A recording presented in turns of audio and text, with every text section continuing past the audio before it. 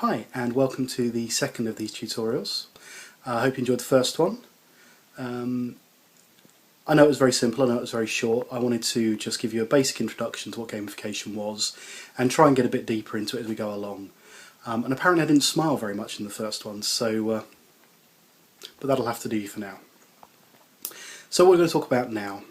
Talk about my favourite topic in gamification, and that's motivation. Now, when you talk about motivation, there are lots of arguments come up, and they usually revolve around intrinsic motivation versus extrinsic rewards. And that's something I will come on to in another tutorial, but right now I want to talk about just pure intrinsic motivation and what it really is. I'm going to refer to what I call the RAMP framework. Relatedness, autonomy, mastery and purpose. This isn't something I've made up, this isn't something that I've created.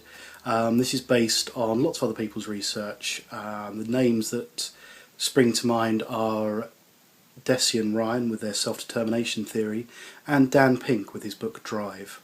And they talk about similar things. I've just taken bits of them and put them together into a small framework.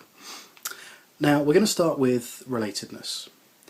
This is the need for people to have social connections. It's the need for some feeling of social status, reputation. It can also be tied to peer pressure and envy and that sort of thing, but let's try and focus on the positives. Now, when we talk about reputation, there's lots of different types of reputation. There are visible types of reputation, so you're top of the leaderboard, you've got 90 clout, whatever. But there's also your own personal reputation, what you feel other people think of you. And often that's more important, that feeling that you have that I've done something right, people think that I'm good at something, therefore my reputation precedes me. But also, as I said, it's about social connections. It's that need to have people around you, to be connected to other people. Autonomy. Now, autonomy is a bit of a difficult one because it's something which is very hard to give people in vast amounts within gamified systems. What it basically means, it's freedom, it's freedom of choice. It's the feeling that, or it's the need to be able to express yourself, to have some freedom of what you're doing. Like I said, in gamified systems that can be a bit difficult. You don't really want people just going off and doing their own thing. Not always, sometimes maybe. If I was talking about computer games, think about something like Minecraft, where there's no rules particularly around what you need to do. You can just go off and do what you want. Obviously there are rules, there are things you have to mine, you have to create things, you have to craft. You can only craft certain things if you have certain other things. But generally speaking, there's not much guidance to what you're going to do next. And that's autonomy, that's that ability to just go off and do what you want. It's not to say you can't have it in gamified systems, and it's really important to try. You can give people the ability to choose how they're going to go through a learning event. You can give people the choice of how they represent themselves within a system. You can give people the choice of how they work within their career, day to day, rather than micromanagement. Give them the autonomy to get on with their job the way they need and the way they want to, and the way that you know that they're capable of doing. Like I said, it's quite a difficult one to get right at times. Mastery. Now this is probably the most common one that people actually make use of. And it's that need to be good at something.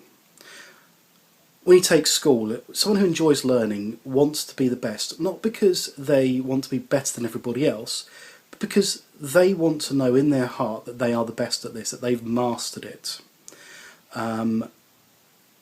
Now, within gamified systems, a lot of the time you'll see this in kind of the education platforms like Khan Academy and Coursera and things like that, where you have to learn something before you can learn something else. You have to go up this gradual scale of mastery.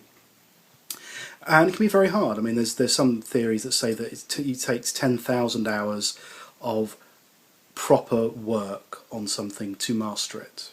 I mean, take that into your work life, that's probably around about 5 years of 9 to 5 at work is how long it takes you to master what you're doing. Obviously, times vary and we don't just do 9 to 5 these days. But again, it's an important intrinsic motivator to feel that you are improving, to feel that you're getting somewhere, that you're learning something, that you're getting better at something. And finally, purpose. Now, this is a tricky one, and there's different things to different people.